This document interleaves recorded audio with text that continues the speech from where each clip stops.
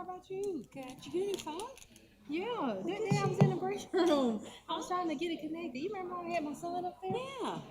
Yeah, it was a long time. I need to get a new one. I was like, it's not a necessity. He was like, yes, it is. Your phone was awful. I was impressed with it. Everybody kept beating me up about it. Good evening. Calling the zoning board of appeals meeting to order. And the first item on the agenda is adoption of minutes. If y'all have a chance to review the minutes.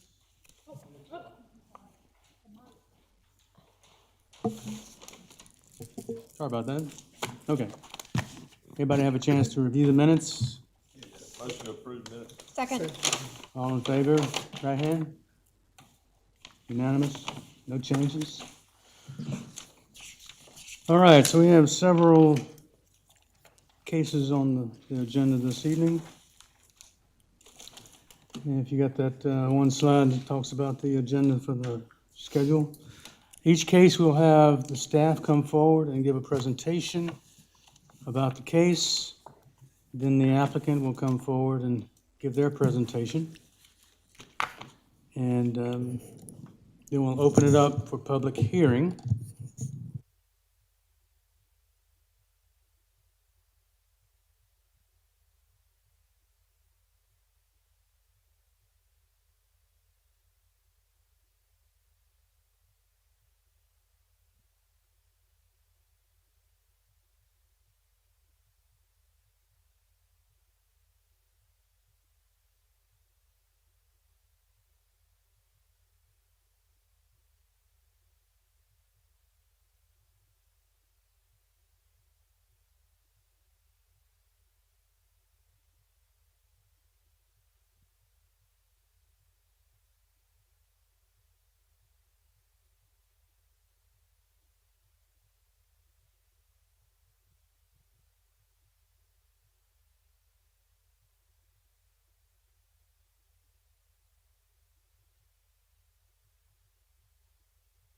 It is the same one. Our recommendations have not changed. Mr. Roseborough would just like to emphasize that either lot configuration would require an easement for one or the other lots because the existing driveway is currently in the curve of Rivercrest. But he wishes he could be here tonight to speak on his own behalf. So this is the lot configuration that staff could approve, and then the previous lot configuration that he would prefer. And we do still have to recommend denial based on not meeting all 4 criteria. Okay, I understand you spoke with him quite a bit on Yes. the alternative plat. Yeah. I think he is fairly resigned, but he wants to be heard that either way it would require an easement for the property. He would prefer the first submittal and not the staff recommendation. Okay.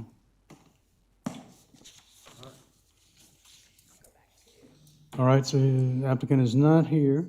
Right? Anybody have any more questions? So this is, can we go to the, see, this is, which one? This is what staff could approve in-house. Mm-hmm. And it shows an easement going across the corner of the blue lot. And that would not require a variance. This would not require a variance. But he would prefer the drafted that he set up with the surveyor showing the lot being standalone. And one of his arguments is that the configuration of Rivercrest was Old Farm Road. And when the county took over the maintenance, the road did straighten out the curve a bit. So it used to have frontage, but it no longer does. Go back to the other one again. Hey, Jeff. Microphone. Sorry. Can we go back to the other one again? So he's seen this and he's accepting of it? No. No. No, I didn't say he didn't, whether he liked it. I was, He's not fond of this configuration. He, per his email, he's a bit resigned to it, but he really would rather prefer what he submitted. in the little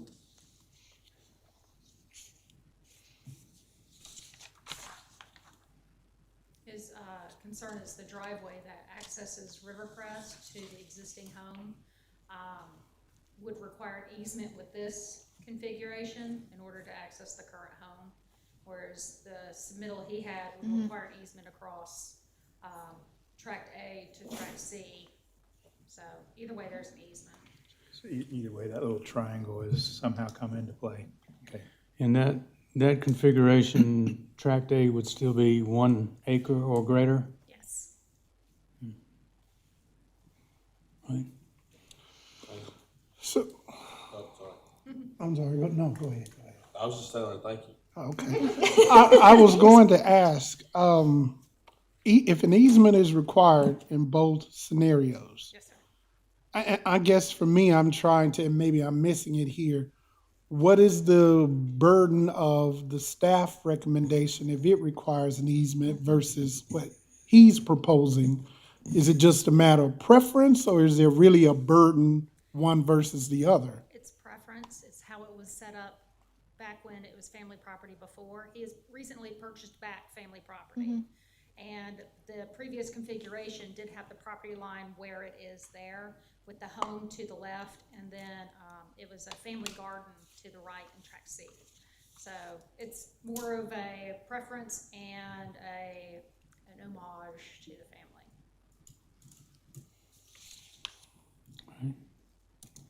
But it requires a variance.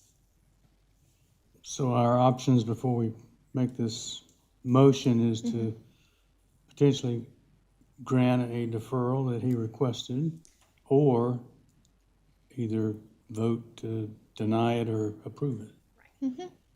Okay. All right. No further questions? In this case, public hearing is not required since we've had that previously. All right, Motion thank to you. defer. Second?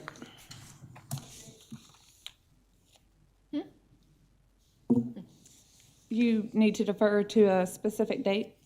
Motion to defer to July meeting of the York County Zoning Board of Appeals, July 8th. July 8th, Second? 2021. Any discussion? All in favor of the deferral, raise your hand. Okay. Can I just make a note to staff? If we could, can we have a picture of the variance approval criteria, the picture that staff recommends? Can we have that in our packet next month so we can compare it, the two? Thank you. Also, if I may, it would probably really help, instead of us going back and forth, if you could put them side by side where we could see. Okay, Thank you. thank you. All right, our next case, Christopher Hooper. Case number Z2124. Okay,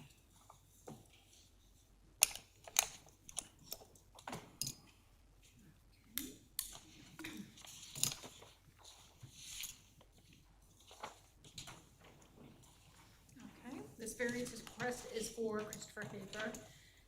Excuse me. The property is at 3254 Passmore Road. It is zoned RUD, and this is a variance for the road frontage requirements for a new lot. Our zoning map here, you see RUD.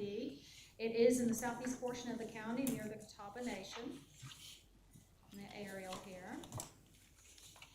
And then with this one, I have color coded a bit on the PowerPoint. Tract 1, the blue tract, has a home on it currently, and tract 2 has an improved barn and a storage building directly next to the edge of tract 1.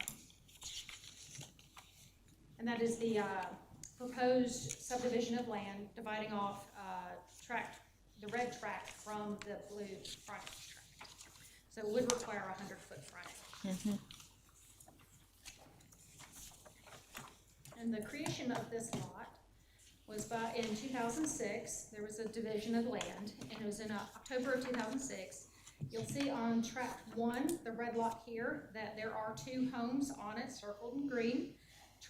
House number 2 has been removed, and any grandfathering was terminated at that time. So for the variance, for the findings, A, the subject property currently has conforming road frontage on Passmore Road.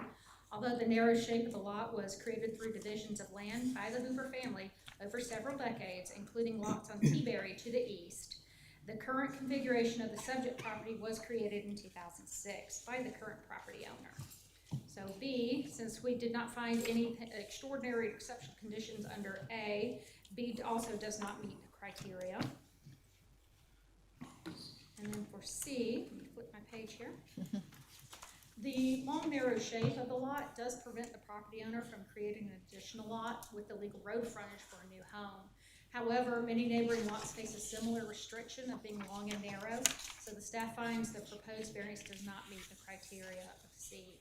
And then D, the subject parcel and surrounding lots are all single-family in nature of various lot sizes. An additional lot in single-family home will not detract from the surrounding neighborhood or the public good.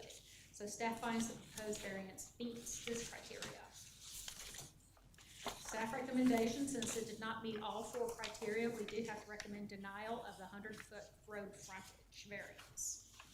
However, if the board decides to approve the variance, we do have some suggested conditions. Condition 1 is the division of the lot to be in substantial conformance to the proposed plat that was submitted with the variance. Condition 2 is individual utilities, well and septic shall be provided for each case of the lots and shall be entirely contained on each of the lots. All wells and septic systems must remain on their own individual lots. And then 3, a 25-foot legal easement shall be recorded and shall remain in perpetuity for ingress and egress for tract 2. That is shown on the proposed subdivision. Do we have any questions for staff? Any questions? No? Thank you. Would the applicant please come forward? And anybody who comes to the podium, please state your name and your address. Thank you. Christopher Hooper, 3254 Passmore Drive. In this app, what I'm trying to do is, my daughter here behind me, she would like to have the house that she grew up in. That's where I always lived. I'm recently divorced. What I wanted to do was let her have the home, the acre of property with the home, and I just wanted to, the property behind it, if I maybe in the future be able to put another home back there and live, behind my daughter, be close to my grandkids and that sort of thing. All right. My family is on both sides. My dad's on one side, owns the property on one side, my uncle's on the other side, my cousins behind me. It's all family, around me. None of them have a problem with that, Okay. Anybody have any questions? Maybe you can point something out. Can we move this slide to go to either this or this? To the right of your property, Yes. well, I guess there's actually 1, 2, 3, 4, maybe 5 back in there. Is there a road of some sort that comes in? I see the property's owned by. They're all Hoopers. Hoopers. Yeah, it's all family. Trying to figure out which one. There is. Maybe a Wilbur and Michaels? That's Wilbur? my dad, yes. Okay. Is on the other side of his property, is there some sort of big driveway? Or? Berry Lane, it's another road. Got you. Okay, that's the T-Berry Lane. Okay. All right. That's all I was wondering there. Thanks for clarifying. Any other questions?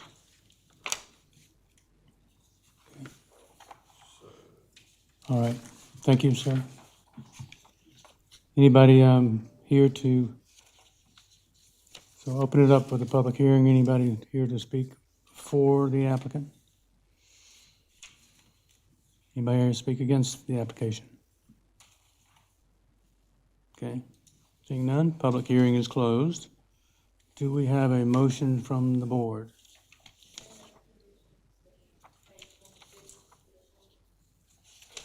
Conditions. Yes.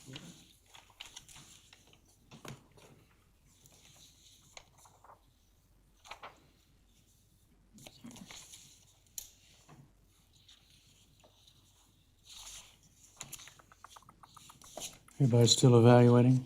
Well, I guess should we ask, if we were with the conditions, wouldn't we need to ask, can he meet these conditions?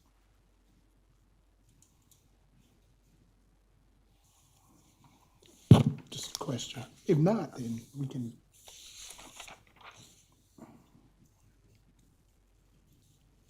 You can. Yeah, I think, yes, I think you can. Is that right? We can ask that question if we wanted to impose these conditions. Yes, if you're considering that, it might be best to have the applicant come back up and have that discussion with him. Mr. Hooper, come back to the podium, please.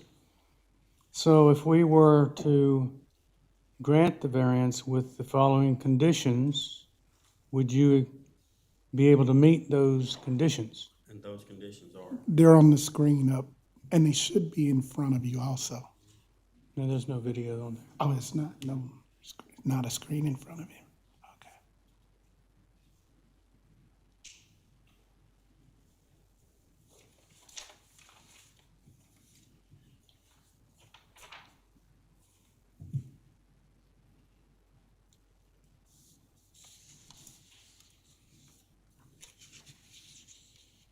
yes, and that is just like we have it drawn up. Just like, I think I talked to Ms. Ray and Ms. Martin about how to draw this up. But yes, it can have its own well, septic. Does that have to be done, or that would just have to be done when I decide to build or put something there? I can't speak for staff here, but I believe that would be part of your, permit process with, The, What would have to go ahead and just have that done? when you Okay, started the construction build house, that- that would be a requirement. well, Build later, that could come later. Okay, yes, that. well, I think the easement would be required. Sure. But the septic would not be required until he was planning on using it, installing it. Right. What about where's the septic on the current home? Where is it in the current home? It's Does it- just behind the house. And is there? Within that would- 1 acre. would- So does it reside within the property? Yes, it's that 1 inside acre? of that acre. Yes. What, well, too? Yes, yeah, the well's in the front yard, close to the road. I see it on Yep. it now. Yeah. It's on the map. All right. All right, well, thank you, sir. Thanks, Put your microphone closer. Do I hear a motion? Motion to approve with conditions? I'll second. All right, we have a motion to approve the variance with the 3 conditions that you see on the screen, Seconded. and seconded by Derek. Discussion?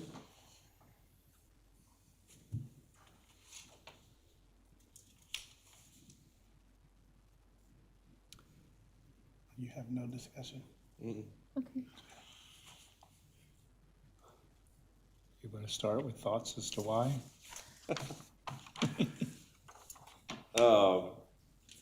I just, I think they're, with the T-Berry Lane that comes in beside and this family property that's cut in the back, I mean, it's kind of laid out the same way. And so I don't see where this is gonna be a detriment to the surrounding property. Find my 4 rules here, I'll get back to you.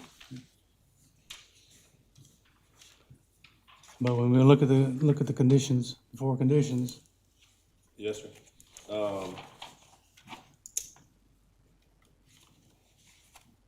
Give me a second, I'll get back with okay, you. okay. So, to me, it's one of those where it doesn't meet the conditions to grant it. It is kind of a long piece of property. But do we go against these conditions? Well, something that stuck out for me also was the fact that there was an existing home there, lost its grandfather status, but there was an existing home there at one time. Grandfather status, if you turn the power off for 6 months, you lose grandfather status, so. I don't know, I'm struggling because the right thing seems to be to grant it. Right. And yet, when you go through the points, we're increasing, or actually we're we're creating a Creating- nonconformity. The property can be used for its intended purposes the way it is without any.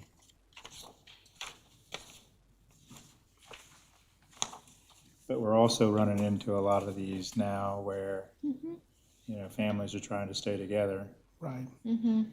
on family property, and, Which is a good thing. which is a good thing. Yeah, Right.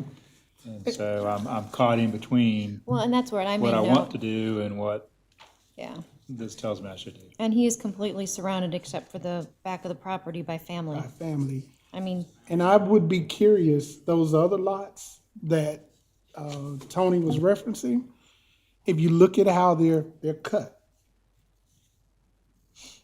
did they get a variance, or is there an easement, or what's there that allows for the lack of road frontage for all of these? So It's it's, T-Berry. it's is not a T-Berry, road. there's a Right. road on T-Berry there. Lane. Yeah, T-Berry was a private drive. So it's a private drive. family assumption. So they still don't have road frontage. So they're all, 19 what?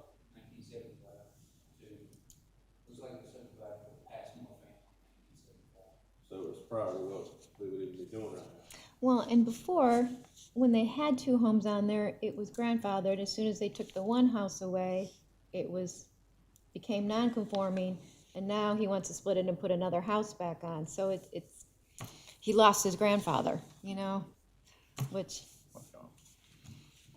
I don't know. It's a tough one. Because initially it was conforming with the second house on there. well, it Same owner. was an Grandfather. existing non-conforming. Yes, yeah, Right. it was grandfathered, but And, it was, and same owner. If it was Yeah. AGC, it could be, but Yeah. we're already did, so.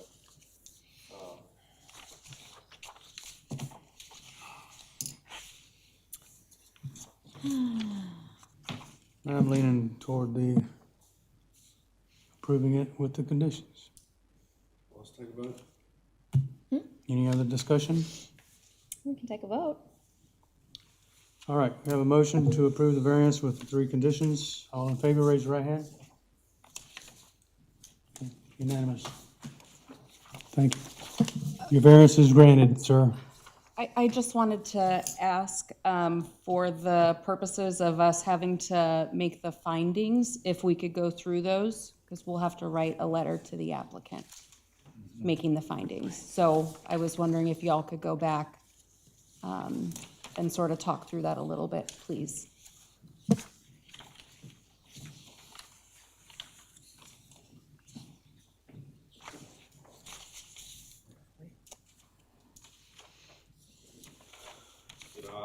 I've never been asked to do that before. I don't know that, is that a requirement of being on this board? I have to discuss every finding on there? The requirement for the board is that you have your motion, your second, you open up for discussion. That discussion that you have is what we have on the record. No offense, but I'd like to move on. And I would leave that to the discretion of the chair. I think for the number A there, or letter A, to me, there are several rectangular, long strip structures, properties here. But given the condition of the ownership, the historical ownership and the future ownership, I tend to say that it is extraordinary. Yeah, and it's Right. surrounded by family, except for the back part of the parcel, so. So that could probably suffice for A and B with that. and the fact that it was grandfathered, and due to one decision, they lost that. Taking the house away, the second Right. house away. Well, yeah. Okay. As far as the narrow shape of the lot, that is, I still think that, the same condition, the grandfathers, all three of them, what we talked about before, kind of would make that meeting the condition. Because it really does prohibit it if you can't use it for that restriction. It is an unreasonable restriction, I think, at least in this case. Right. Okay?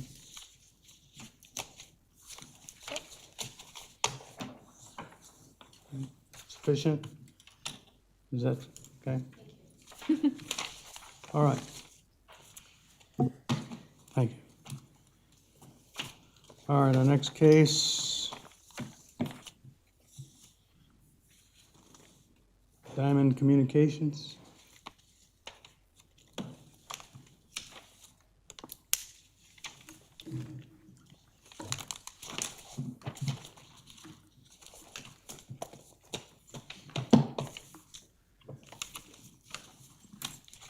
Good evening, my name is Jeff Kirshner with York County Zoning. Our next case number is Z21-25. It is a request for a communication tower public service use with 2 requested variances having to do with the design of the tower, the proposed tower. The tower is proposed to be 150-foot communication tower with variances for the lack of camouflage design for the height and also for the height of tower, which you'll see. The applicant is Jonathan Yates for Diamond Communications and AT&T. The property location is 3633 McConnell's Highway. It's in Sharon. This is located, we'll see that, but it's located on a property that both fronts McConnell's Highway and Highway 97. The zoning district is RUD. And the request is a communication tower public service use request, which is section 155, or sections 155.510 through 155.517. The request again for 250-foot communication tower, and variances from section 155.511 F11, which has to do with camouflage design in the RUD district and other residential districts, and section 155.515A1, which has to do with the height restriction in the RUD and other residential districts and rural districts. Height limitation, as you'll see, is 150 feet, possibly 170 feet for a new tower with a camouflage design. This is the zoning map of the property. You can see the subject property is RUD right here. The same property owner who's leasing for the tower, proposing a lease for the tower, owns this property and this property as well. It's surrounded by some HEC. This is aerial of the property. You'll see this wooded area in the front, there's fields in the back. This is McConnell's Highway. This shows the proposed leased area of the tower and its access out to McConnell's Highway. This is the area the applicant will be leasing from the property owner. This shows an aerial with the overall site plan. This shows the radius, minimum 1.5 times of the proposed height of the tower setback from neighboring structures like single-family churches. There's I think a single-wide trailer across the street. Staff has already previously talked to the applicant about pushing back, I think by 20 feet, the location of the tower just to push the 1.5 times ring a little bit farther from the edge of that existing single family across McConnell's Highway. You can see that the front is wooded and that will be maintained as kind of a buffer yard, also around the subject property and the leased area. They're proposing to install a planting buffer for some additional screening in case the property is ever developed. Again, this is Highway 97. And this is just without the aerial, the site plan. You can see that Mr. Douglas owns the surrounding properties. This is the property owner. And so that's the location of the main tower right here. This is a kind of a close-up of the site plan and the tower location and the fenced-in area where the tower will go. Again, it's a 250-foot self-supporting tower. This is kind of a close-up of the fenced-in area where all the co-locate pads and generators and everything will be installed. And here's the location of the tower. This just shows the location where the drive will be on McConnell's Highway.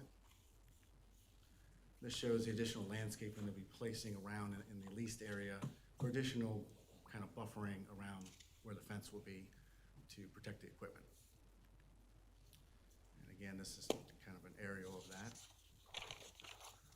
This shows the coverage the applicant is proposing. So this is for AT&T. You see kind of a coverage, I guess, gap there, and what they're proposing to add with the addition of the tower for the carrier. This is showing our balloon test, test and height simulation, simulation map. So basically, it will show what the tower will look like on the site from other different locations surrounding the subject property. And it's kind of hard to see in this, but I think it's just right there. It's right there. That's where the balloon test was, and that's from view 1 on the map. This is all when you're went out. You have the packet, the usual packet. You mean the book? The book, right? And then in this location 2, the proposed tower, showing the design. This is a little bit farther down McConnell's. This is view 3, and you can kind of see where the proposed tower at 250 feet will be. And then this is a little bit closer, closer to subject property, showing the proposed tower, what it would look like off McConnell, on McConnell's Highway if you're looking up.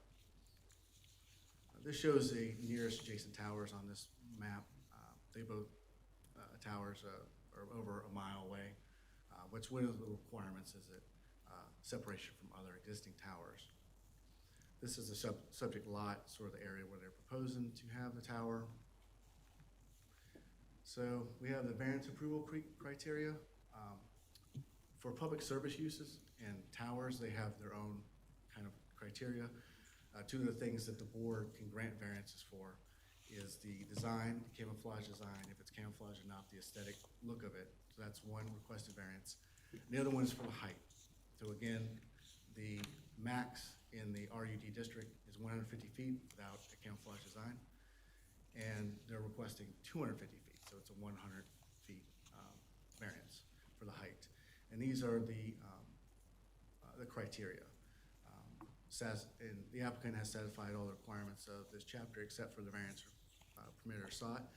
We have had a review of the site plan, which is in your packet, that's gone to staff. And we do feel it does meet the other requirements other than what they're requesting for the variance, as far as setback and driveway location and installing buffers and things like that.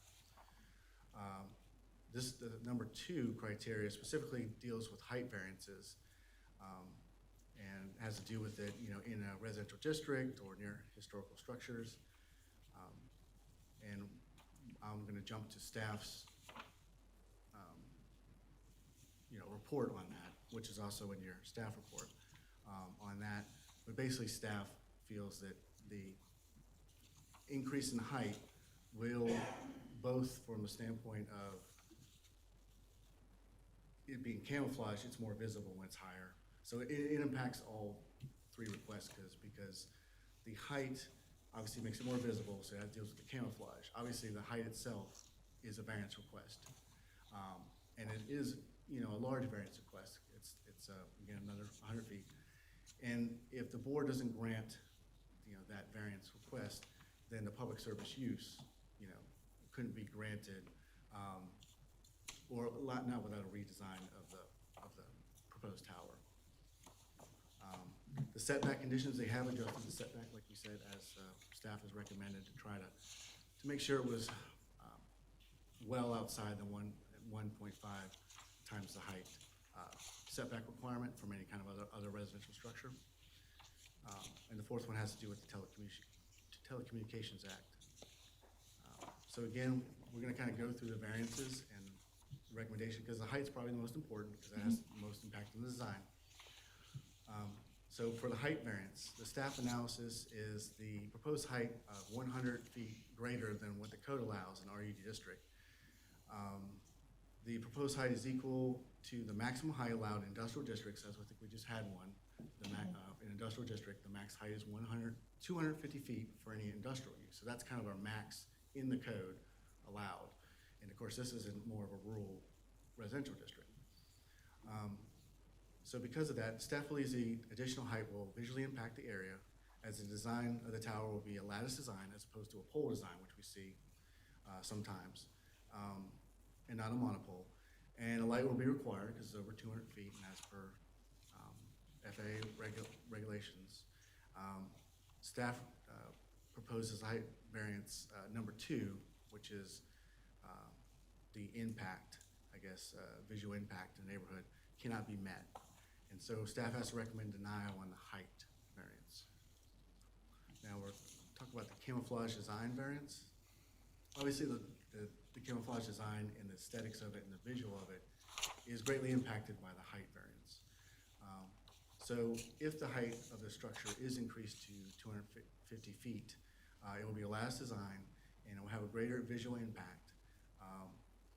But on the other hand, the tower is set back from 265 feet from McConnell's Highway, and they are proposing to keep the wooded area pretty much around the area and also preserve the buffer along the road and also have a buffer around the tower area. So at least the base of the tower, we feel is that's gonna be camouflaged, but what we're talking about is the part above the trees in that visual.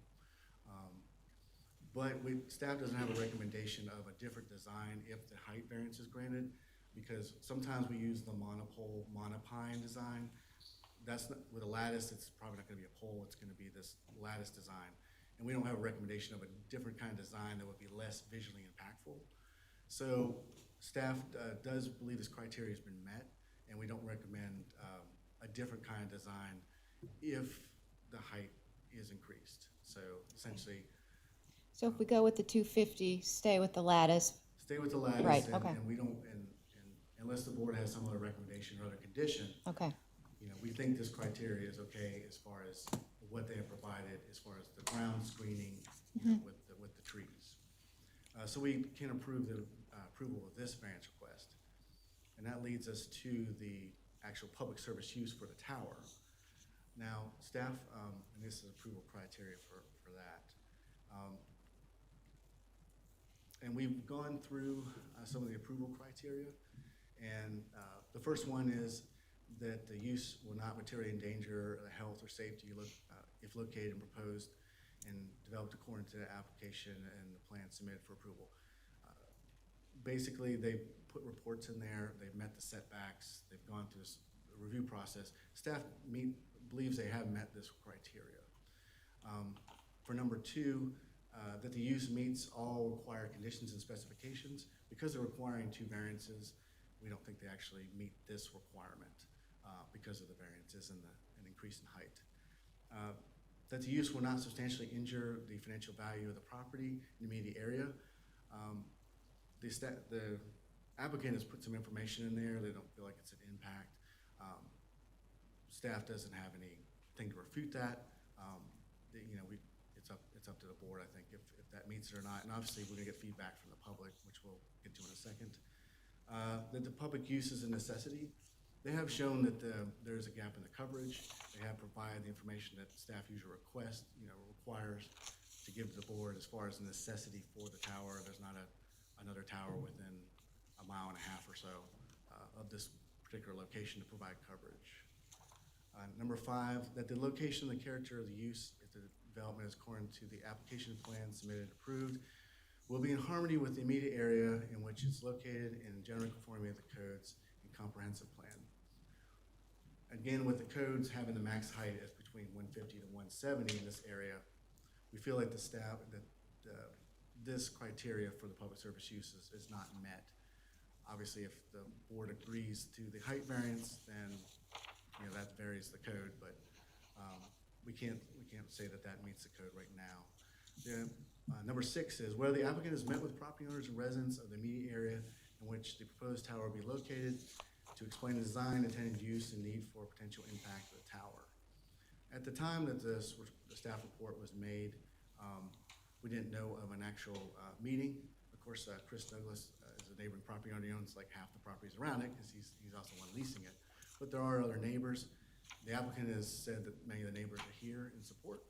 So it sounds like the applicant maybe has addressed this criteria, and we'll hear from him. And the applicant is going to make a presentation as well.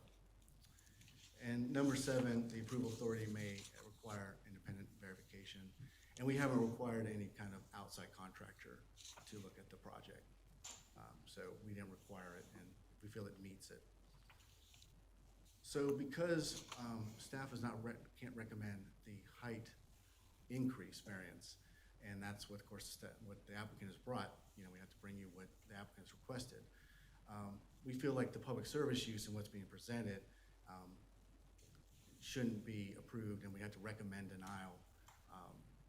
Obviously, if you do approve the variances and the height is increased, then it'd be up to the board, of course, if you want to approve the public service use. But for staff's perspective, it is a pretty large height increase over what the code says, and it would be a little bit more visual impactful if it's granted.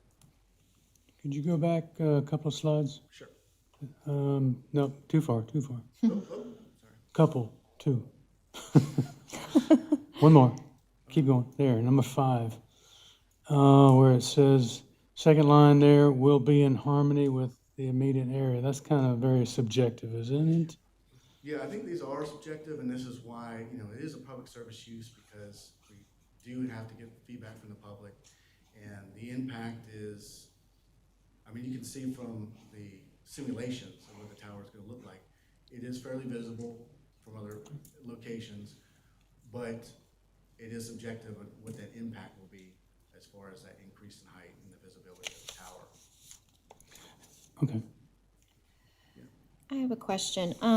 Looking at the zoning map, it's obviously an RUD zoning, and then it's surrounded a lot by the agriculture conservation. Is the height requirement still in agriculture Yeah, it's conservation the same- 150? It's the same in most of these. I think Except- it's like even if it's RD 1 or something like that, I think it's 150 as well. Okay, And then when you get into business districts, it goes up to 200. We've had some of those. Okay, and then- 199. okay. And then industrial, you And said it was industrial is 250? 250 max. Okay, thank you.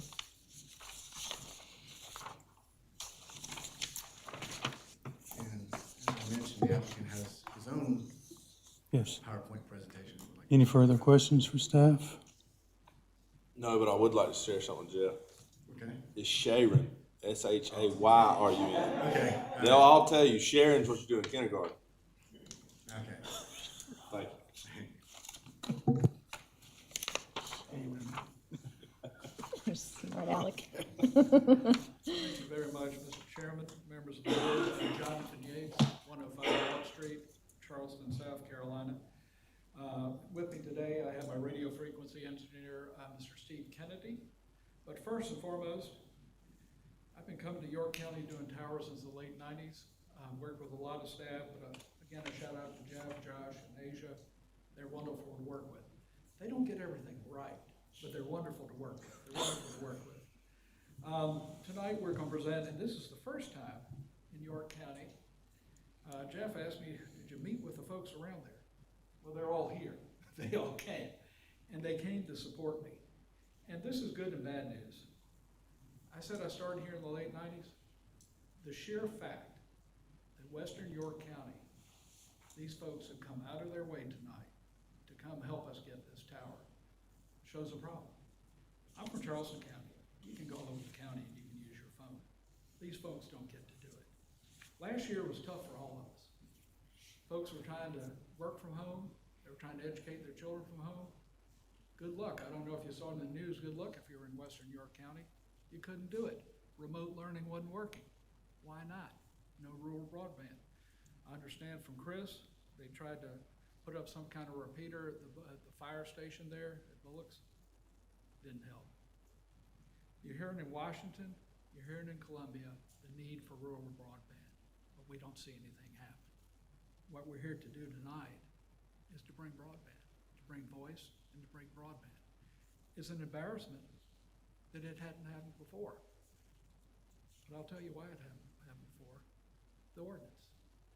To limit to 150, 170 feet in the RUD, when you have these huge pieces of property in the rural area, that's a little silly.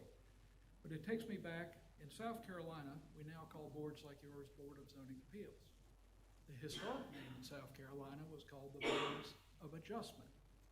Because the thinking was, no ordinance is perfect, we need to select some citizens to adjust the ordinance when necessary.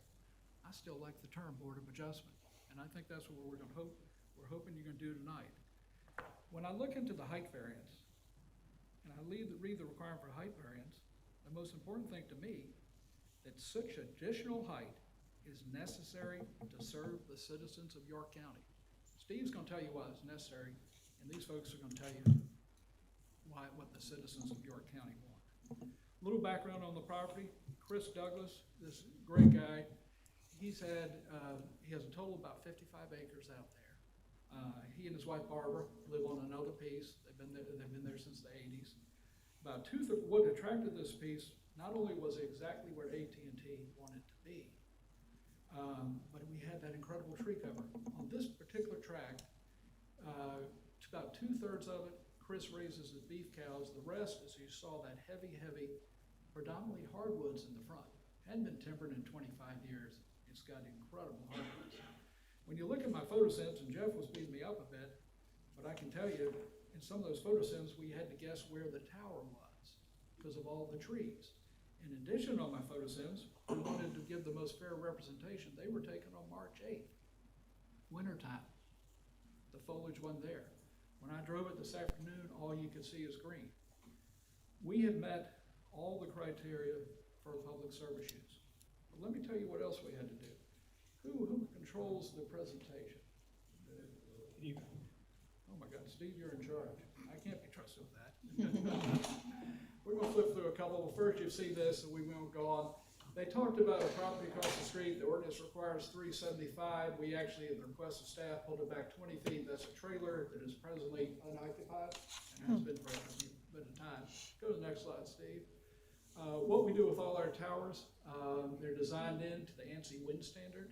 In this case, it was sealed by South Carolina professional engineer Robert E. Beacom. He has sealed it to the ANSI standard for York County of 110 mile per hour wind, 1.5 and 30 mile per hour, 1.5 inch radial ice. He's also certified in what we call the certified fall zone of 80 feet. So in a catastrophic 500-year event, it crumbles on itself. Go to the next slide, Steve. We had this tower reviewed and approved by the FAA, and they've approved it. There's no hazard air navigation. I want to touch on another thing Jeff said. AirNav will require us to put a light on there, but there are two ways to do lights. The wrong way, the way I grew up seeing when I traveled through the Francis Marion National Forest and see those big poles with the blinding lights, or the right way. We do it the right way. We use LED lighting. It has a downward deflection device, so it does what it's supposed to do. The light goes up so a pilot can see it. It doesn't go to the ground. The effect on the ground is a 60-watt patio bulb. You have to look to find the light. In addition, the lights are designed during the day they're white. At dusk, they change to red. It's all shot up to the horizon so the pilot can see it. Go on, Steve. We had this site reviewed and approved by South Carolina State Historic Preservation Office. They found no effect in any historical resources in the area. Go on to the next one, Steve.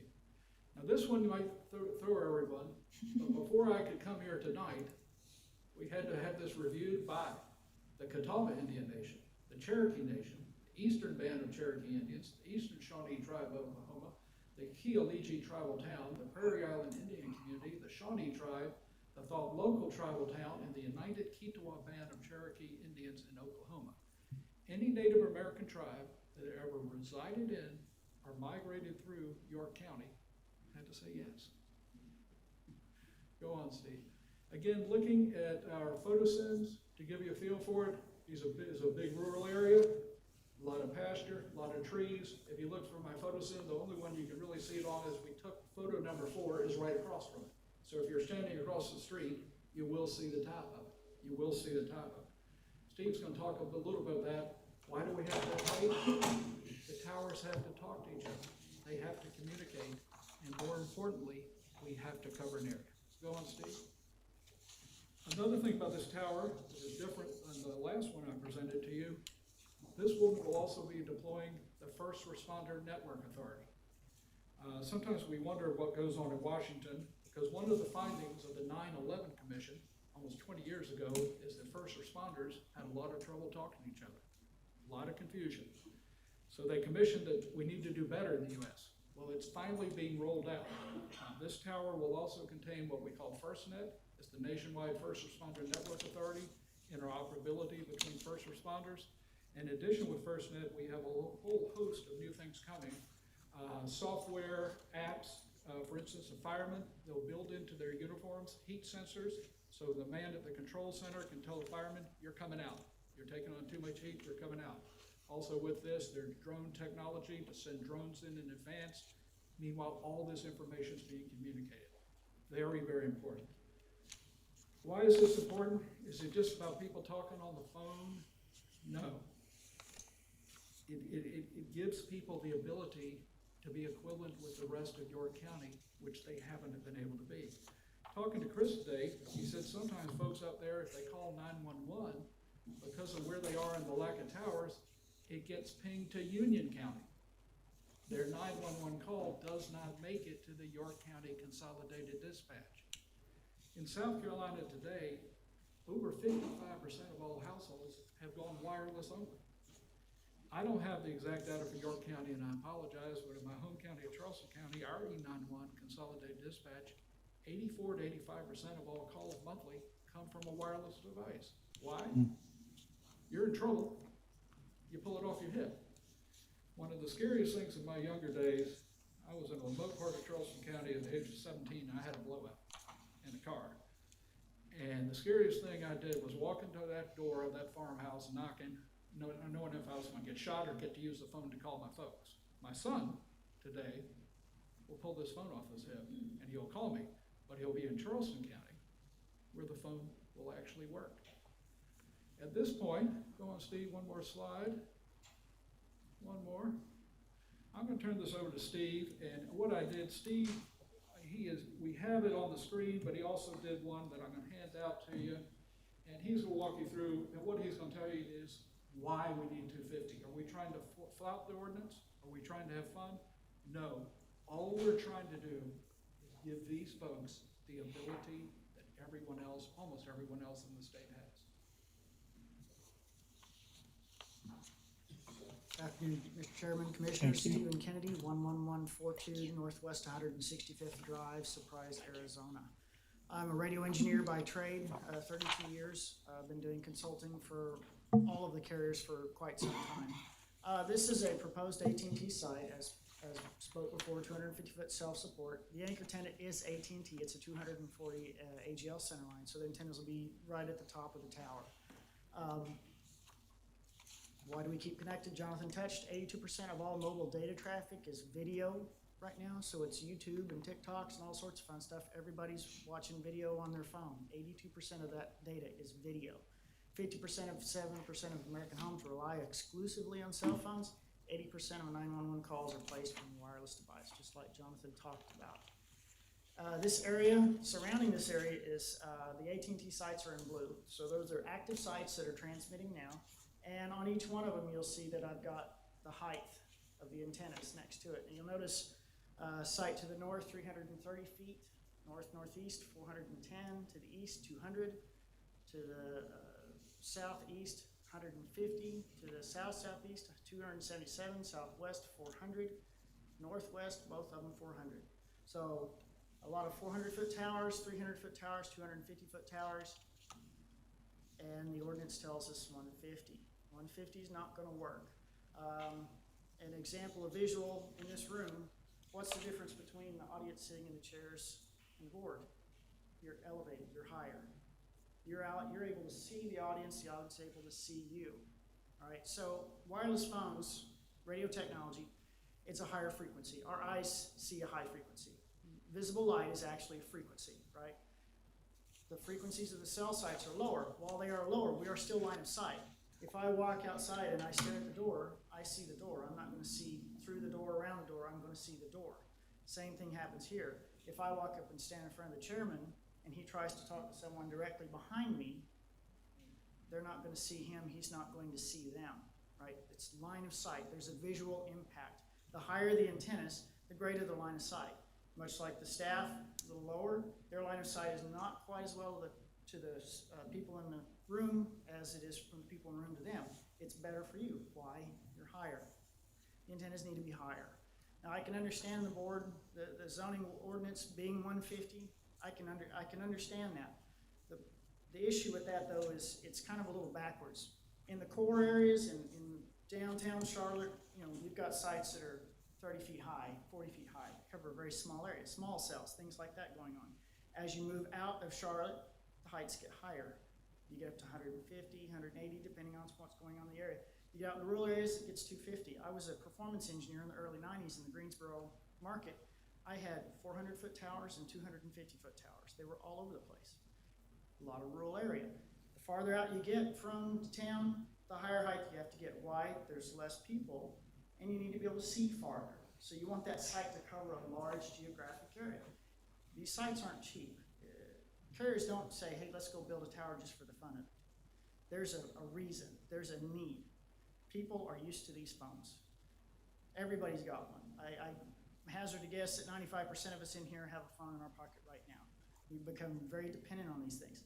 And these phones, you know, back when I started in wireless, you did one thing on the phone, you talked. But they're not like that anymore.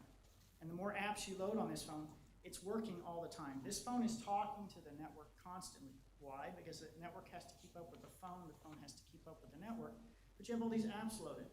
In the background, they're sending information to these servers. Servers are sending information to these phones. This is constant. And so there has to be enough capacity, has to be enough channels, enough capability to process this information, but there also has to be enough signal. That's the twofold approach. Coverage.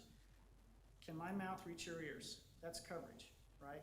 Now, if I start talking very fast or adding a lot of information, that's capacity.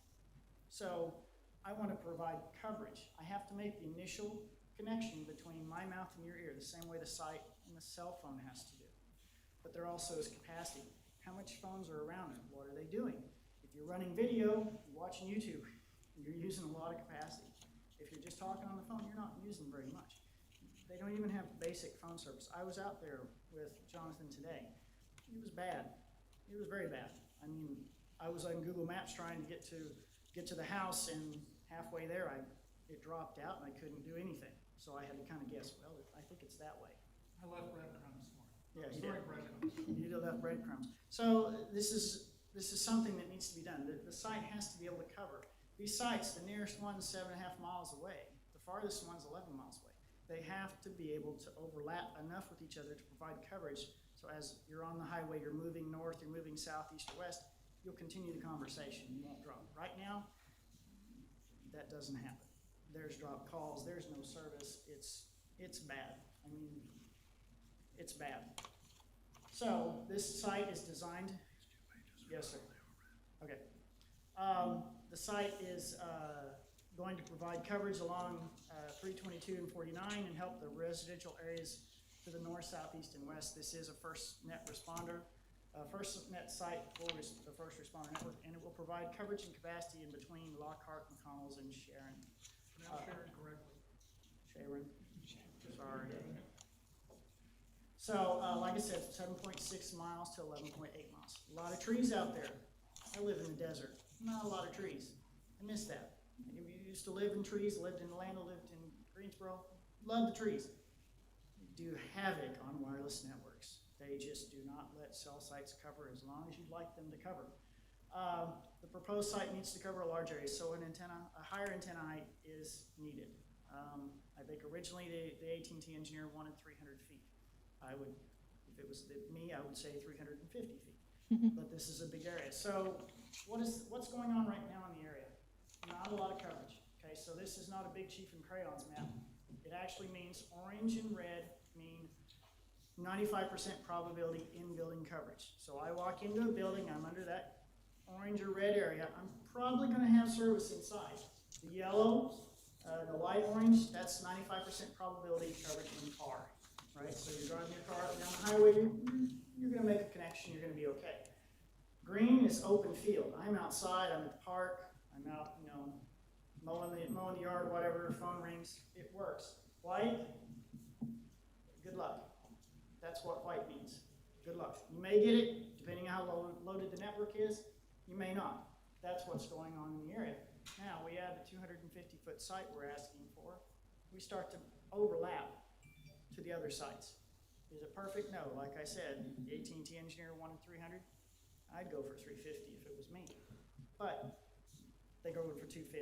Yes, sir. How was this map created, program? It's done in a propagation model called ATOL. So it takes into account a few things. One, it takes into account what's called path loss or propagation loss. So if I set up a transmitter at a frequency and put power to it, it creates energy. Kind of like you drop a pebble in the water, there's ripples. Right, so same concept. It also takes into account the terrain. You know, rolling hills, a lot of rolling hills out here. Trees, foliage. Is it buildings? Is it open field? What's going on? It takes into account those things, and it's called clutter values. But it's basically, if I have a transmitter on one side of a group of trees, what's the energy going to be on the other side? So this is the connection. This is the mouth to ear connection from a mobile to a base station. And this figures with a 250-foot tower. Yes, sir, it is. Did you look at one that might cover for a 150-foot tower? Yes, sir, I did. It covered less than half. Well, around half. It was probably about 48 to 50% less coverage than. But you don't have that here. Sir? You don't have that here. No, sir, I did not bring that. So it's a significant loss. I know there's a T-Mobile site that is 2 miles away. That's about 150 feet. We drove by that site and I looked at the antennas that were maybe 20 feet at most above the tree line. And that site covers, well, maybe 1.5 miles.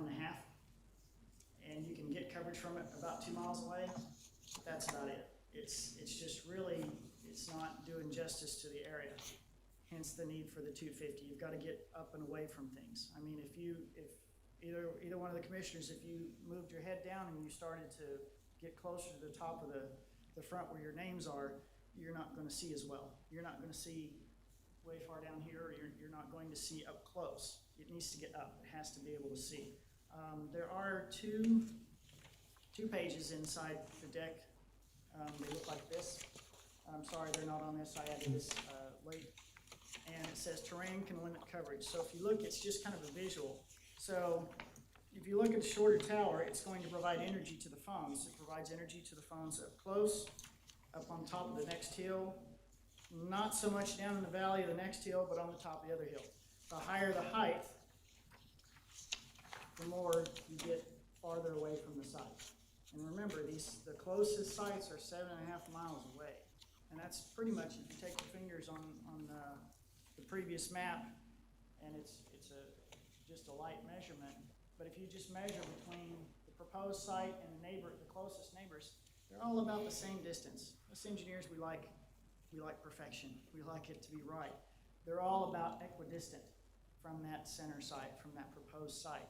We want it right in the middle. We want it to provide overlap and bridge coverage from the other sites to that site. So it's not much of a visual, but I wanted to kind of give you an idea. The higher the height, just as like you guys are in your elevated position within the room, you can see things better. The people down here can see you. That's how it works. Line of sight, it's a visual thing. Let's see. Can I ask you a quick question? Yes, ma'am. So in our packet, they pointed out 2 towers that were within the 3 mile radius. The Skyway Tower, which is 150 monopole in New York County, which is a 400 guide tower. Those are obviously not AT&T towers. Which service are those? And the Skyway Tower is the T-Mobile tower I was telling you about. It's about 150 foot tall, and the antennas are maybe 20 foot higher than the tree line. Okay, in New York County? And New York County is a public safety tower, 400 foot guide tower. Okay. Yes. And so there's no sharing with those towers, or that doesn't fall into play with all this map? The 400 foot guide, so I'll go back to the T-Mobile. If we share the tower with T-Mobile, now we're in the tree line. Mm-hmm. So the antennas, like if you move your head down and you start staring at the top of your where your name is, you're not going to see out here very well. Same concept happens. That's one thing I want to touch on too. We designed all these towers not just for AT&T. Mm-hmm. They're designed for all their competitors too. And what Steve, I think, will do better than I, but he was able to teach me, if you start at 150, the next guy comes in at 135. he's even lower. We can come in and fib to you and say, 250, whatever.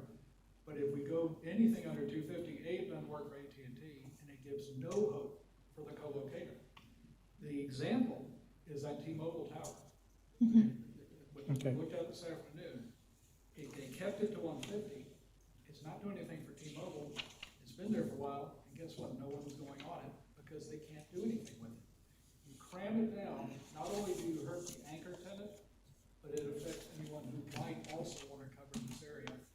And as I carry two phones, an AT&T and a Verizon, actually, it was a little bit of a pleasure visiting with Chris this afternoon because no one could get in touch with them. They were unable, nobody could, usually I've got both phones. You were off the grid. But that's again, this is designed not just for AT&T, not just for the First Responder Network Authority, but also for the others, and will have heights that the others can actually use. The second, the 400-foot tower, if we go back and look, so I believe if I remember correctly, the 400-foot tower is over in this area. So as we move closer to these sites, right, we're doing really good service in this area. We're not doing anything to help this area. A site at 250 feet with your terrain and your tree line, you're gonna get So what's the 5 miles. what's the 400-foot tower used for? That is your, You said public safety, I thought. public Yeah. safety tower. It's Yes. behind the Deluxe Fire Station. It's a public So by safety public, tower. what's that mean? I'm sorry. Police, fire. Police, fire. 911 type stuff. Interdepartmental? It's, well, they all have their own frequencies, but it's, No, but I mean, it's, public doesn't connect to it. no, it's all the radios in the police cars or in the fire trucks Okay. and things like that. So if we move the site to the west, well, it's great for the people over here, but it doesn't quite help bridge the coverage to here. So we get into the concept of this coverage is going to be white. So what do engineers like? We like perfection. We like the even split. We like to create the coverage overlap with each of the closest neighbors. All right. So this is open signal. So anytime you load Facebook or certain apps on your phone, you're going to load the open signal app. Even though whenever you tell Facebook, yeah, we'll go ahead and load everything, I give you access to all my stuff. One of the things it loads is this nice little thing called open signal. And every dot on this map is a mobile that made some sort of session connection within the last 36 hours to the network. And whether it was you were sending an email, sending a text, you were talking on the phone, you were surfing the website, notice where green is good, red is bad. What's kind of consistent through the whole area? There's a whole lot of red. And this is all AT&T users. This is just, I just brought AT&T. I didn't bring Verizon, I didn't bring T-Mobile. I look at them, and it's the same thing, except for T-Mobile's got a little pocket down here that they're working with, okay, but it's not very big. It's maybe about 1.5 miles. There's a lot of users here having a whole lot of problems. And this site is gonna help a whole lot of users fix a whole lot of problems. So this is actual data coming from phones that are operating in that area on AT&T, and they're reporting back, it's bad. Okay, let me ask a question there. Do you know how many residents are in within that so when you went back to the, don't need to go back to it, but when we look at your yellow and orange and green zone, do you know how many I don't know the residences? population. Because a lot of the what was on the map you just showed us are people passing through on roads. Yeah. So do you know how many people that actually live in that area? I can tell you probably this group right behind me. Okay, Most of them are here. Okay. Most of them are this tonight. I got it, okay. So, I don't know the population specifically for this area, but you have a lot of transient traffic, you have a lot of mobile traffic moving through the state highways, but you've got a lot of local traffic, a lot of people that live there that they just don't have service. So this is Open Signal once again. This is another company called RootMetrics. So the carriers, every quarter, RootMetrics goes out and they do an independent third-party analysis, and they drive. They drive all over the United States, and they take readings, and they have lots of vans and equipment, and they take the readings, and this is the coverage map for AT&T for the users within this area. And you'll notice coming from Hopewell down, they don't even try to get to the northeast. It's not getting service very well. They're covering and making all of these calls. Blue means good, yellow means fair, Orange means poor, red means bad. A lot of red over here, not as much red over here. We got a little bit more service coming off these two 400 footers. So there's another reason. If we put that split on the 400, it's not going to help the area to the east where we have a lot of red and a lot of orange. This is best technology. So a lot of these phones now, they're 4G. You're hearing all these 5G. Well, anywhere you see red, the phone can't even make 2G or 3G. There's some orange in there. You get a little bit of 3G. LTE was blue. That's what you call 4G. And then the 5G is the dark blue. You're getting okay on this highway most of the time, and you're getting signal level, but going north and south, it's bad. So the systems, the phones aren't even able to stay on 4G. They're having to drop down to 3G and sometimes 2G to make things happen. So due to the distance between the sites, the terrain, the foliage, 250 foot is needed. I can honor your 150 foot requirement. I agree, that's fine, you have your county's levels. The carriers, it's horrible out here. I'm ashamed to say how bad the coverage is out here. I've been in this business since the late 80s, and I didn't think there was many places around the United States that had this kind of level except out in the northern mountains of Arizona and Colorado. They need help. They need a lot of help. If the decision is made not to allow the 250 foot, the coverage impact to drop to 150 is 35 to 50%. So T-Mobile's covering 1.5 miles, really solid, maybe 2 miles. AT&T's trying to get 5 miles out of this guy. It's a significant impact. 150 foot is not enough. So I can respect your ordinance. I just can't agree with it. And like I said, when you're in the core, you're in Charlotte, you got short guys. As you move out, you get rural, the sites have to get taller. They have to be able to see a larger geographic area, especially in areas where there's significant terrain rolls and a lot of trees and a lot of foliage. The impact area would be north, northeast, and south of the proposed site. As we saw in the route metrics, it's to the east. A lot of the problems are to the east as well. Once again, the last one, like John said, talking about FirstNet network, this site would be part of the FirstNet network, so it would provide dedicated frequency, dedicated capacity to any of the first responders that apply and work on this network. Are there any questions? Can we go back to, what can we go was back to it? this slide? Yes, sir. So how many more towers do you need? Because you still got a lot of weight in there. Yeah, so for the area, if you were to blanket this area, coverage red and orange all over the place, you probably need a good 10, 12, 15 towers. In this area right here? 150 feet to Okay. make this area solid, right? But what you get is the carriers, because there's no usage in this area, the carriers aren't able to spend a lot of money, and they're not going to want to work these sites. But because of FirstNet gives the opportunity for AT&T, because of the government contract that was awarded from the federales, you've got to provide levels of service based on the input from all the first responders across the state. So there has to be coverage here. The good thing about it is what we started when we started wireless. If you build it, they will come. I can guarantee you, within 2 years, Verizon's going to be on that tower. They want to be on that tower. They're going to see, AT&T's going to see that users are going to start to pull up because, hey, I can make a call. Hey, I can surf the web. And they're going to start using it. And it's going to load up the network. It's going to load the sites around it. And then there's going to be a capacity demand. We're going to build more sites, right? It's a demand thing. Here in town, you've got good coverage. I was able to get Google Maps on my phone inside this room. Great. You have coverage here. There's not a lot of coverage out there. So if you want to look at how many towers it's going to take to make this county wall to wall, it's 12 to 15. But each tower is very expensive. So they're going to build where it makes sense first. See how the users adapt, right? You go to the grocery store in town, what happens?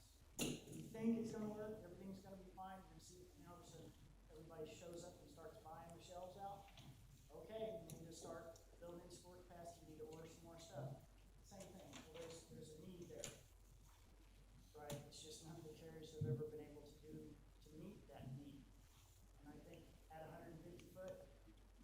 T-Mobile tried it, they didn't get a lot out of it. AT&T wants 250, they originally wanted 300. I would want 350, but that's me. I'm kind of pessimistic, I'd rather see a little bit more happen. But that engineer said 250, I'll make it happen. We need 250, it's the way it is. Thank you, Steve.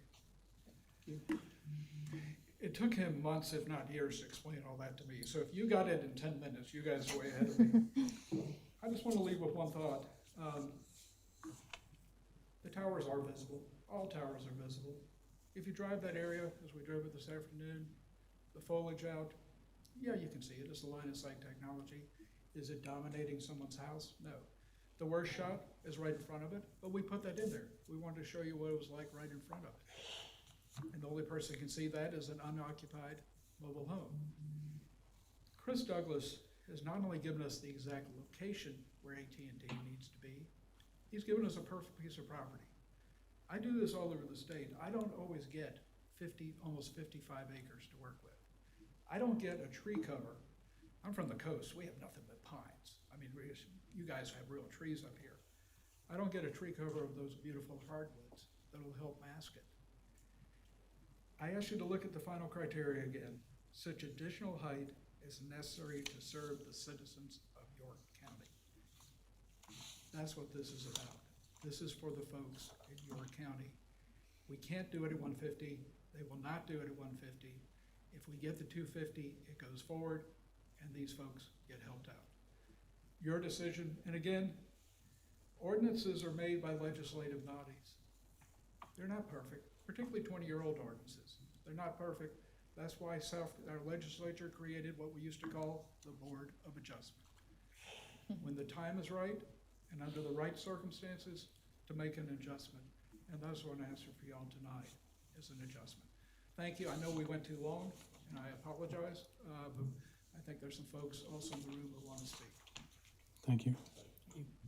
So before I open it up to the public hearing, those of y'all that are here that are neighbors of this proposed cell tower, would you please raise your right hand? And how many, keep your hands up for a second. How many of y'all have problems with cell phone coverage? Okay, thank you. I live in that area, can I? All right. So, any public hearing is open. So if somebody wants to come speak, please come to the podium. State your name and address.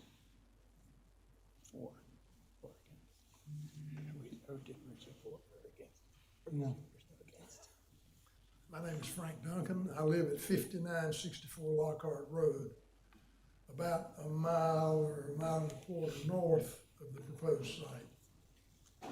I live about a mile and a half away from the T-Mobile tower. And I subscribed to T-Mobile right after they installed that tower and stayed subscribed for less than 12 hours because the service was pitiful at a mile and a half. And I mean, it's pretty much line of sight, but that tower is, there's trees between me and that tower. I'd also like to add that I'm a first responder as a member of Bullocks Creek Fire Department. And I live a half a mile behind the Bullock Creek Fire Station. And there's a 400-foot tower between my house and the Bullock Creek Fire Station. It's been there several years, and it hasn't bothered me at all. So it seems to me to be a little, sort of a fundamental inconsistency here. The county can have a 400-foot tower, but we can't. We can't have a 250-foot tower. I would like for us to have strong, consistent, reliable cell service. And that's my only concern. Because, as already been said 3 or 4 times, everybody's got a cell phone. And we all try to live with them. But it's awfully difficult when it's hard to maintain a connection. Thank you. Thank you. And I would ask, if you're coming up, this would be for the variance rather than against. So anybody else wants to come, please come forward. My name is Wendy Clinton. I'm at 4300 West McConnell's Highway. I'm about a mile from the tower. Question for the county. What's the issue with the 200 feet, 250 feet? I mean, I don't have to answer, but it's up to you. Okay. I mean, the ordinance has in residential and rural districts a limit at the 150. And so it is a 100-foot variance that the board is having to decide on. And from the county standpoint, from like a conservative standpoint, obviously it's more visible the higher it is. And we couldn't recommend the board, approve the variance. Obviously it's up to the board, but that's why we had to make a recommendation, because it's 100 feet higher than what the ordinance states. Okay. So you have it's an issue with being a cell tower, but like Mr. Duncan said, the tower at the fire department is 400 feet. No issue with those. Yeah, I understand that there's existing towers, and I don't know the age of all the towers. I saw one of the 400-footers was early 2000s. They might have had a variance back then. It's an older project. But we have to deal with the ordinance as it is now, and it is a 100-foot variance request from what the code states. Okay. And there's also, within a mile, power lines that are, what do y'all think the power lines are? 500 feet? Yeah, there's like an entire, what do you think? Yeah, there's like 7 miles of power poles that we can see from that same location. So I don't think the height is gonna cause an issue with the look of Bullets Creek. So, and we need cell service. Thank you. Anybody else? Anybody here to speak against the application? Seeing none, applicant can come forward if they wish. We thank the board, we thank the staff for all the time that's put into this, but mainly I thank these folks for coming out. They had a lot better things to do. Obviously, it showed the importance of it. I thank the folks who talked. I know it's not easy to talk before a board like this, but these folks came here to support us. Why? They want their phones to work. I will go home tonight, somewhat late,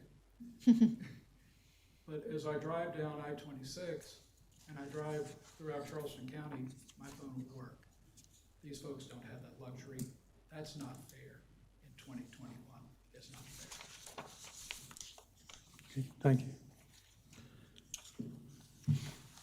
All right, before we open up for a motion, do we need to have separate motions for each variance, right? Okay.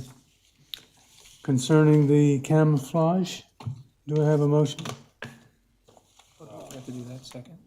Sorry? Camouflage, that would be second, Yeah, let's do the height first. Let's do the height first. Yeah, the height.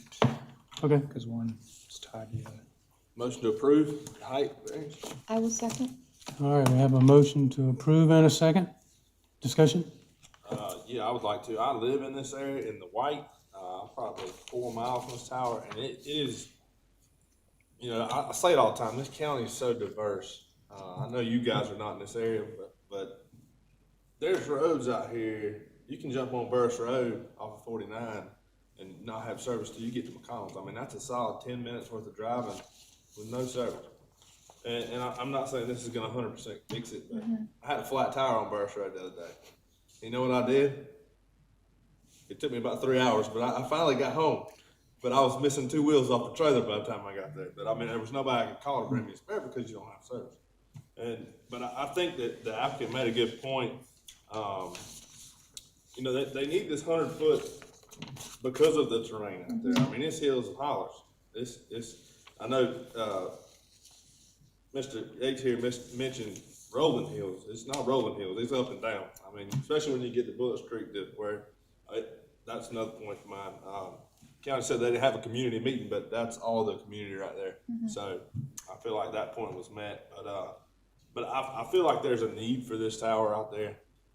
It's seriously, there's nowhere else in the county that is in dead spots like this.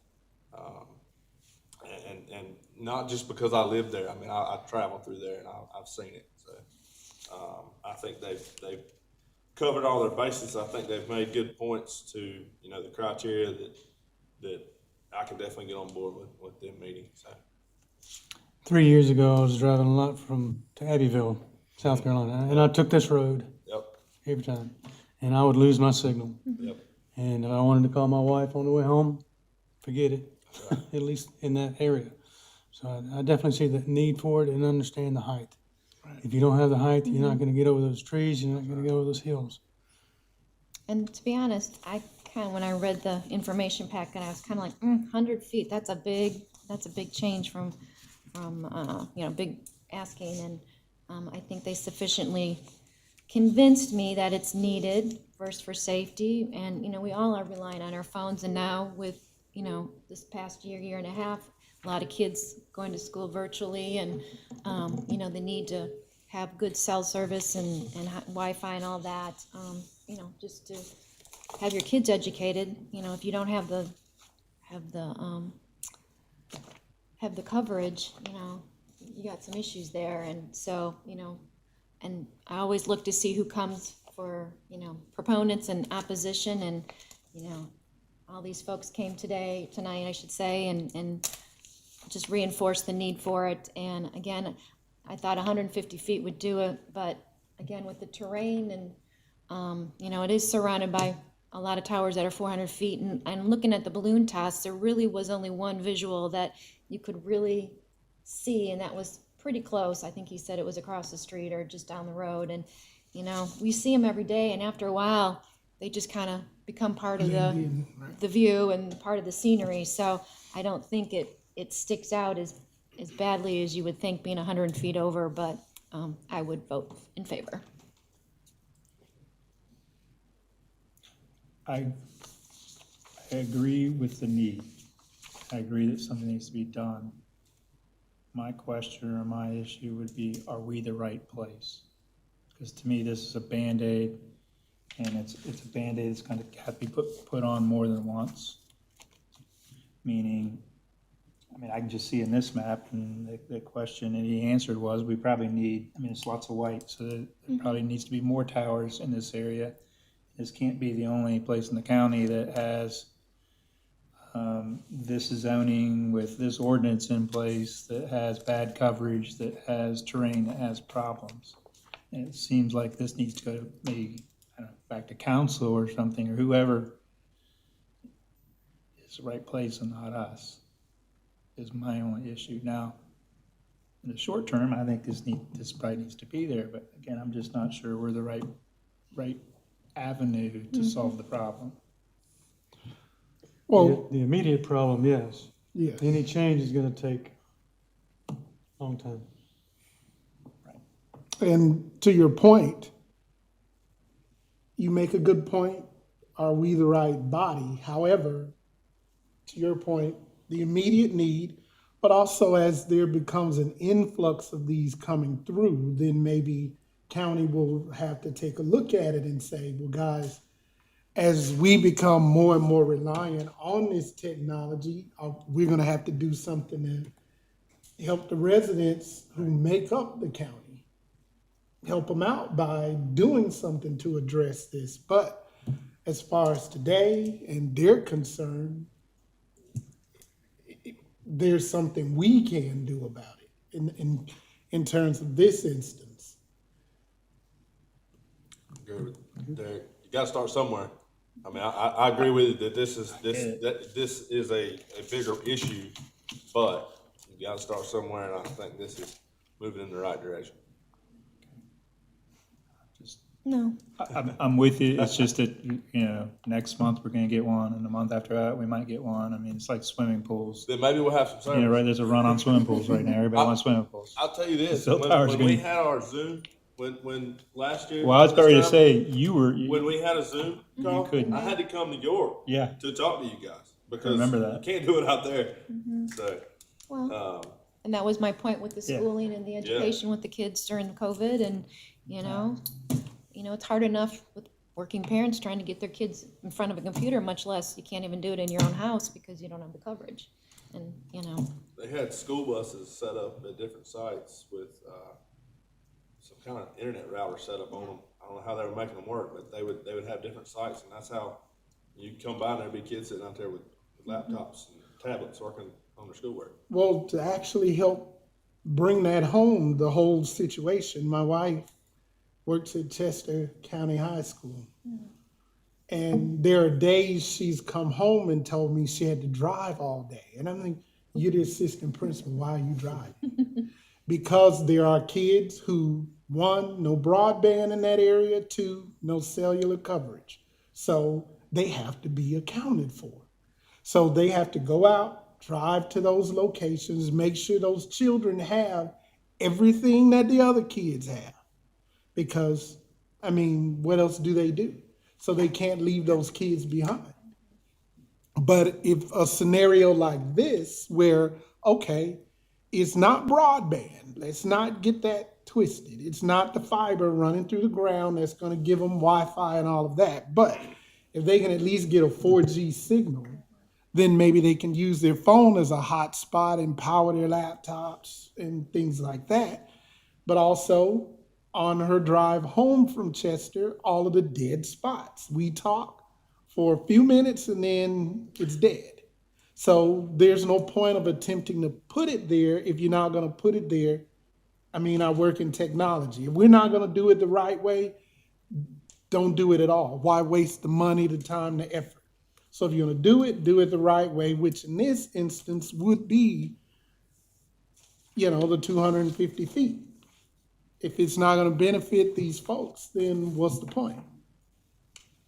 Now, let me be clear. I'm with you. I'm completely Well, I with guess you. I'm- It's just that I'm somehow it seems like that, even it, I mean, I'm assuming this is probably going through, but somehow we need to get this conversation to the people who can really solve the problem, because I don't think we're the ones who. To your We're the point, ones but- who should be solving the problem. To your point, but we can, I start here today. I'm with you. Right, okay. All right, we have a motion to approve the 100-foot height variance. All in favor? Are there any conditions? All in favor, raise your right hand. Okay. Now, don't we have the? Oh, we have the camouflage. Now we have the camouflage Yeah, I issue. will make a motion that we don't require the camouflage on the 250-foot I'll pole. second that. So a motion to approve the variance for the from the camouflage design requirement. Any discussion? No, I do have one question of what was the issue with the camouflage? I mean, not that I'm requiring Well, it, I'm just- the monopoles, it works okay if you've got, if it's 150 feet. Or 250 170, yeah. But on You the just- lattice. You got a design. 300-foot tall cedar tree, just doesn't look right. That's, Yeah, yeah, purpose- we had one that was, I think it was Lake Wiley somewhere, and they specifically requested, please don't make us put that on It was there. off of Everybody 49, talks yep. about 485 and the pine tree. But if it wasn't a pine tree, you wouldn't know there was a cell phone tower. Right, it I was sticks driving- out more. I was driving through York today and I saw one, I was like, how long that, I've never seen that cell phone tower. And I don't know how long it's been there, but I didn't even notice it because it wasn't dressed like a pine tree. So, Right. All right, Again, to the point, I've got one right out, I can stand on my back deck and see the red blinking light, and I've gotten where I don't even notice it. Yeah. all right, have a motion to approve variance. All in favor, raise your right hand. Sir, would you like these back? so do we need to vote on the public service use as well? Oh, there is another one? Yeah. Oh, okay. Where did I miss that? All right, so we have to make a motion to approve the public service. You made the motion? I make a motion to approve the public service. Second. Missed that. Any discussion? No. All in favor, raise your right hand. Thank you. Okay, sorry about that.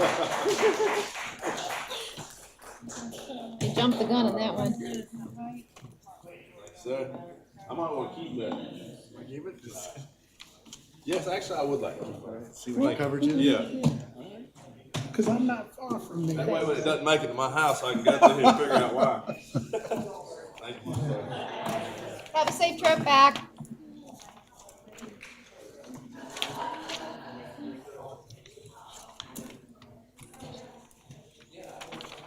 It's like a third world country out here. Allison Creek Road is not very good either. But at least you can drive, Yeah, and you know, then, half a mile this way or half a mile yeah, that way. true. I mean, I don't want a tower on our peninsula, but They can put one on top of my house.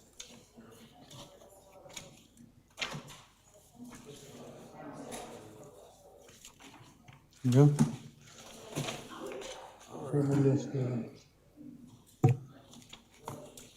All right, our next case, Z 21-26, Michael and Elizabeth White.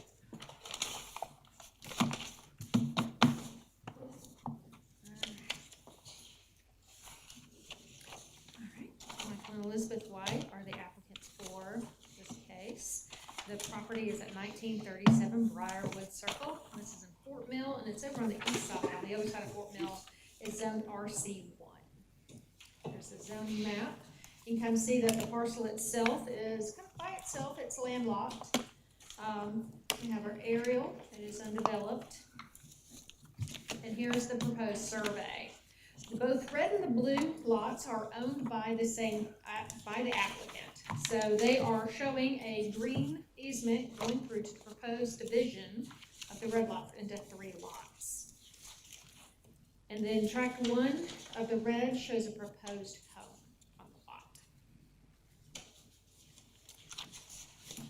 So basically, it is a road frontage variance. It's for 100 feet to divide the land for 3 ways, the landlocked parcel. And when we were going through the findings, I did discover quite a few interesting things. In A, the subject parcel is non-conforming. It's completely landlocked and appears to have no recorded access easement to any nearby road or right-of-way. I went down the rabbit hole looking through all the different divisions of property out there. The land out there was owned by the Stiegel family, and they were dividing it up back starting in the 50s. So when the applicants purchased this lot, it was in its current condition of having no easement, but it is adjacent, directly touching their lot on Briarwood Circle. For B, we did discover several landlocked parcels out in this area. All but one other parcel, which is to the south here, the triangular shaped just below the subject parcel, are landlocked, but they all have easements. These 2 do not have easements. However, both of them are owned by adjacent property owners on Briarwood Circle. So there are only 2 out there that are landlocked without easements, this being one of them. So we find it does meet the criteria of not applying generally to other lots in the area. For C, obtaining an easement to the subject lot would remediate the existing nonconformity. The parcel is buildable with the easement agreement, and if it can be to an existing road. So if they can use it in the existing form, they can put a house on it. They cannot subdivide the lot without a variance. So it offers, and we find it does not meet the criteria of C. For D, authorization would, all the single surrounding lots are single family in nature, and they generally meet the minimum lot size for RC1, which is 40,000 square feet. The proposed 3 lots are no less than 2 acres, so it's consistent with the surrounding lots and less dense than the adjacent Briarwood subdivision. So staff found that it does meet the criteria of not causing a substantial detriment to adjacent property or to the public good. Given that the application does not meet all 4 criteria of unnecessary hardship, staff does have to recommend denial of 100-foot road frontage. But if you do choose to approve the road frontage variance, you'll see the very familiar 3 criteria here, or conditions of approval. The division of the lot must be in substantial conformance to the proposed plat with the variance. Individual utilities shall be provided for each case of the lots and shall be entirely contained on each of the lots. All wells and septic systems must remain on their individual lots. And a 25-foot legal easement shall be recorded and shall remain there in perpetuity for the ingress and egress for tracts 1, 2, and 3.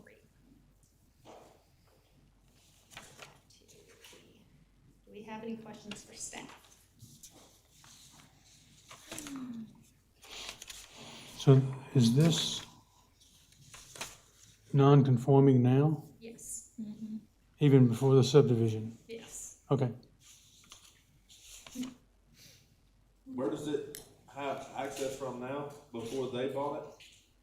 One more time? Before they purchased it, where did it have access from? It did not. I mean, it has to have access from somewhere. Well, legally, no. Where is it? Where do they practically access it? They don't? Okay. So it's just basically an empty, like a vacant piece of land that's landlocked, has no parcel on it or no house on it, but they want to subdivide it, so. And I mean, no right road, now- no road to it? I'm sorry? No road to it? No roads through it. The road that is nearby is Briarwood Circle, which is down here on the other side of the blue lot. The No, I meant- property owners do own both the red and the blue. So they would be able to provide an easement to the landlocked parcel no matter what. So at some point, were these a part of a bigger piece of land that had access somewhere? It was family farmland and it started being divided from our records in the 50s, and it was divided by deed. We Okay, don't actually have very many plats for the area, okay. except for Briarwood subdivision. When was That's also Briarwood's, a very old subdivision. when does that go? How far back does Briarwood go? I'm sorry? Do we know how far back Briarwood subdivision is? That was in the 70s, late 70s. So there may have been other roads or something This is before we had a before, plan commission. yeah, before that was, Briarwood was developed. Okay, I'm sorry, I'm gonna have to ask, and I know you answered this, but, so the blue, where the easement has to cut in half, who owns that? The same people that, okay. So it's the same owner for both the blue and the red, okay. But it's gonna be 4 different properties, okay. Their wishes for 4 different properties, okay. All right, any other questions? And there is a home right now on blue? On the red track, there is no home at this time. No, on blue? In the blue track, yes. Okay, thank you.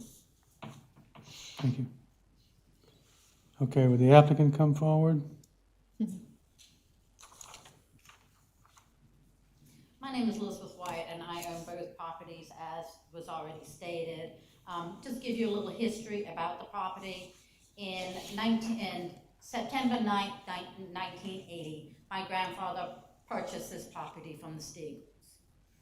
In March 23rd, 1992, it was divided up between my grandfather's 4 children because he had passed away. In 1992, my mother was purchasing the lots from the rest of her siblings. In 1995, her estate gave it to my father. In 2003, my husband and I bought it. So this property has been in the family since 1980.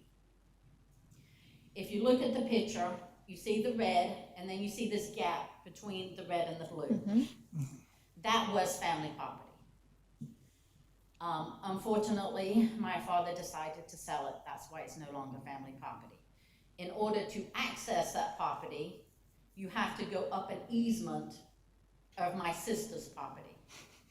So if there's a bigger map, you will see that beside my blue property, to the left, about an acre wide, is my sister number 2. If you go to the next property, which has the easement to the rectangular that's not in our name, that's sister number 1. So there's 3 sisters all in a row who own property, and we own the back. What we're trying to do is divide it up amongst our 3 children. They're not necessarily ready to get it, but I have one child who unfortunately lost her husband 2 years ago in a horrific car accident. She is now a single mother of 3. I need her closer to me so I can help her raise the 3 children. That is what started this. Okay. So that land has been landlocked since it was purchased in 1980s. Okay. And it has been in the family name. So we have owned it, family members have owned it for more than 40 years. My grandfather's intent when he purchased it was any of his family coming down the line wanted to build by him, he was going to give them the land. Unfortunately, he didn't live to see this happen. Now, one thing I do want to bring to your attention, which I think is a little crazy, is if something happened to my husband and I, and it was in a will that this property need to be divided by the 3 children, have the variance, it would be automatically granted. But because we're alive, we can't do it. That's why we're here today, to ask y'all to let us have the honor of building a home for my daughter to help raise her 3 children on family land that has been in the name for 40 years. There is no way to get to this property. It's useless unless the variance is granted. So the reason you're gonna subdivide it into 3 properties, because it's for the 3 children? We have 3 Three, children. so one for each, and obviously the one that, your daughter that you want to have the house first is the one in the back where it says the proposed house, that would be. Correct. And then the other 2 would get the one in front of that and When the tract they're 1 ready. and 2, okay, Right. yeah, okay. So not necessarily they'll be building on it. Right. When they do, you know. It's of there, course, ready to go. We live in the county, we live in the, what you still classify as out there in the middle of nowhere, Mm-hmm. because around us, most of the homes are built on no less than an acre of land. We are not planning on selling this to the highest bidder. We are not planning on selling it to somebody who's gonna come in and put 5 homes on an acre. All we're trying to do is divide it so we can give it to our children before something happens to us. And I think you answered this, but just to make sure I heard you correctly, you all presently live where the blue Correct. box is, okay. Yes, we live where the blue is on the left-hand side. There is nothing on the right-hand side. Is that an overhead power line easement going through Yes, there? that is. So, and there's And no, I have an email from Duke Power saying they do not have a problem with it. Okay. And we've already had the land where the house is proposed, we've already got an approved, perk test. So if we were to grant this, the 3 conditions, and I think she went over it, you would have no problem with that? No, ma'am, we would not. Okay. We understand where we live, there is no city sewer, Okay. water, we would have to. And put each in a lot would well have their and a own- septic on each one of the properties. Okay.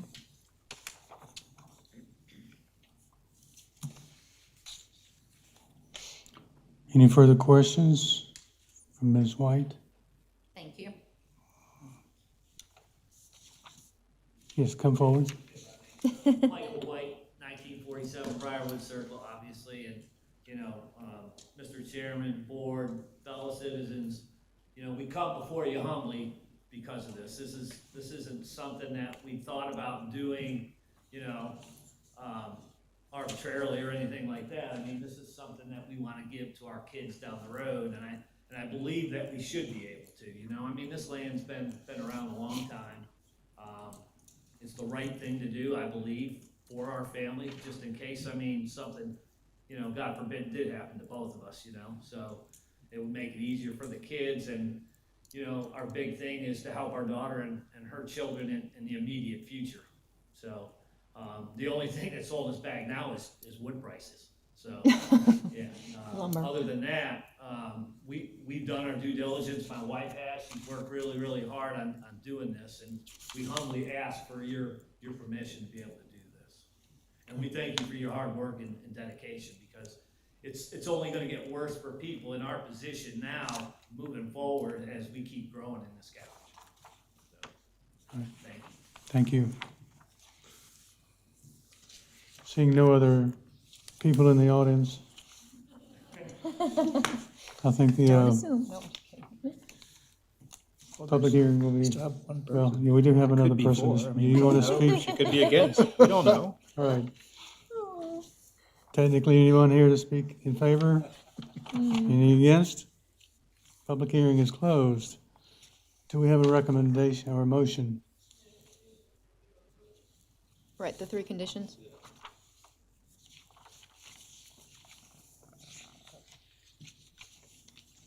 Make a motion that we approve with the 3 conditions outlined by staff.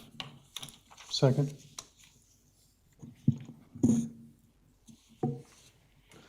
I think it improves a non-conforming use. It's a piece of property that is not usable, cannot be sold because it doesn't have access. I think think the fact that there is an easement put in place improves the nonconformity.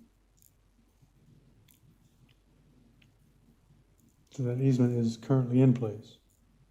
Is that what you said? No, when they, Okay, the easement's okay, part okay. of this, and when Okay. they, so in Okay. order,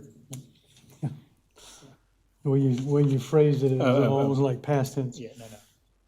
With the, And looking at the, the four conditions, A, B, and D, even staff says they meet those. I think disagree with staff on letter C, because I think it does, the way it is without this would be prohibited. Right. You couldn't use it. So I think it meets that condition as well. That's all I wanted to point out was that I didn't quite understand staff's understanding of C, because this particular piece of property is effectively prohibited, the way it is, so. It's useless. These are always tricky when you start doing these, just because, I would love nothing more than your 3 kids to get it. But after that, it's kind of like your grandfather and what you talked about, it's always, and the guy that lives behind you there. So it always makes them a little tricky down the road, sometimes make for a mess. But I do like the fact of having that easement in there. I think it would clean up access to it. Don't know if it necessarily needs 2 more splits off of it, but I can get on board with that, so. Okay. Any further discussion? We have a motion to grant the variance with the 3 conditions. All in favor, raise your right hand. Very good, unanimous. Thank you. And you guys did a great service. So you not only granted the permission for the variance, but you also granted permission for it to be split 3 ways? It was all the same. yeah, it's all part of It's it. it's all together. You're welcome. Thank you. You too, you the same.